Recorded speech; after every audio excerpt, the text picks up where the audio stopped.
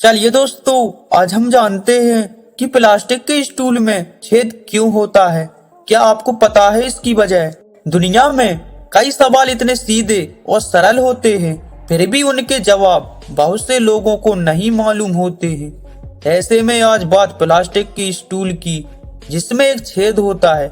क्या आपको पता है ऐसा होने की वजह?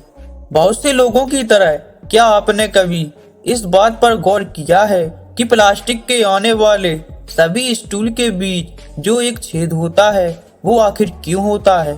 अगर आपको भी इस सवाल का जवाब नहीं पता तो चलिए कोई बात नहीं, हम आपको बताते हैं कि आखिर इसके पीछे की वजह क्या है।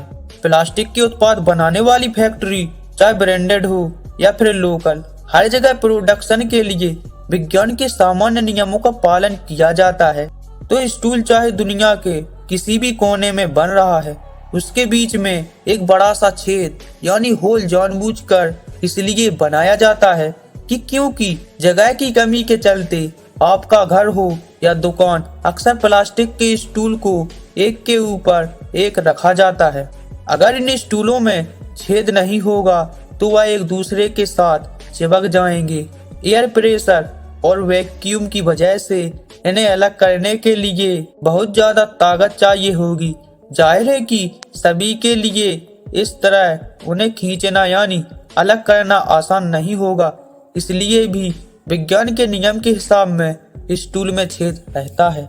चलिए दोस्तों, और कुछ कारण भी जानते हैं। इसके साथ ही अगर कोई ज्यादा वजन वाला शख्स अगर किसी स्टूल पर खड़ा है और फिर भी वो स्टूल आसानी से नहीं टूटा, तो उसके पीछे भी उस स्टूल में बने छेद की अहम भूमिका होती है। वही इसके पीछे की एक और अहम भूमिका आप इसे भी मान सकते हैं, क्योंकि हर स्टूल में एक छेद छोड़ देने से कुछ मटेरियल यानी कुछ प्लास्टिक की बचत भी हो जाती है। दोस्तों, टूथपेस्ट ट्यूब के नीचे रंगीन पट्टियों का क्या मतलब होता है? क्या आपने कभी टूथपेस्ट के ट्यूब पर ध्यान दिया है? अगर हाँ तो आपने टूथपेस्ट के पीछे बने कलर कोड पर भी ध्यान दिया होगा। लेकिन क्या इन कलर बार का मतलब जानते हैं आप? अगर नहीं जानते हैं तो चलिए दोस्तों, इस वीडियो में हम आपको इसी के बारे में बताने जा रहे हैं। रोज सुबह उठकर सबसे पहले हम ब्रश करते हैं।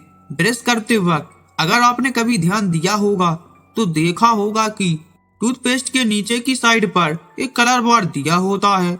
अलग अलग टूथपेस्ट ट्यूब पर अलग अलग रंग के कलर बार दिए होते हैं। क्या आपने कभी सोचा है कि ये कलर बार क्यों दिए होते हैं?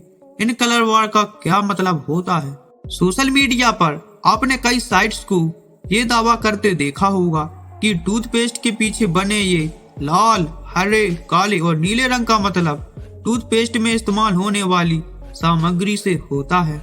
सोशल मीडिया पर ऐसा बताया जाता है कि पेस्ट पर बने हरे रंग के निशान का मतलब है कि टूथपेस्ट पूरी तरह से प्राकृतिक है।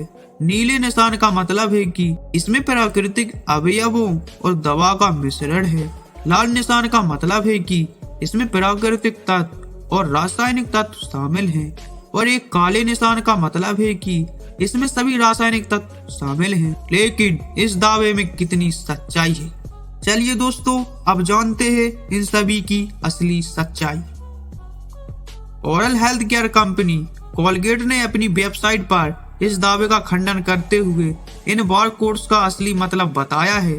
कोलगेट ने कहा कि टूथपेस्ट पर बनी इन रंग बिरंगी पट्टियों का उसमें पड़ने वाली सामग्री से कोई लेना देना नहीं है।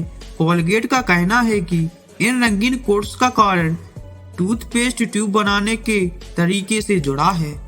चलिए दोस्तों, अब हम जानते हैं आखिर 1000 को के में क्यों लिखते हैं। अक्सर हम बेहद कॉमन या फिर हमारे आसपास की चीजों से अनजान रहते हैं। इसी क्रम में आता है कि आज के इस वीडियो में हम 1000 के लिए के का इस्तेमाल होने के पीछे की वजह बताने जा रहे हैं। हम अपनी डेली लाइफ में बहुत से शब्दों का इस्तेमाल करते हैं, लेकिन इनमें से कुछ के असल मतलब से अनजान रहते हैं। हम अपने आसपास के लोगों को देखकर या सुनकर उस पार्टिकुलर शब्द का इस्तेमाल करना तो शुरू कर देते हैं, लेकिन यह नहीं जानते हैं कि इस शब्द को क्यों बोला और लिखा जा रहा है। आपने देखा होगा कि सोशल मीडिया पर लोग अक्सर 1000 की जगह के का इस्तेमाल करते हैं। आपने सोशल मीडिया पर यह भी देखा होगा कि हजारों लाइक्स या सब्सक्राइबर के आगे के लिखा होता है, लेकिन क्या आपको इस के का मतलब पता है?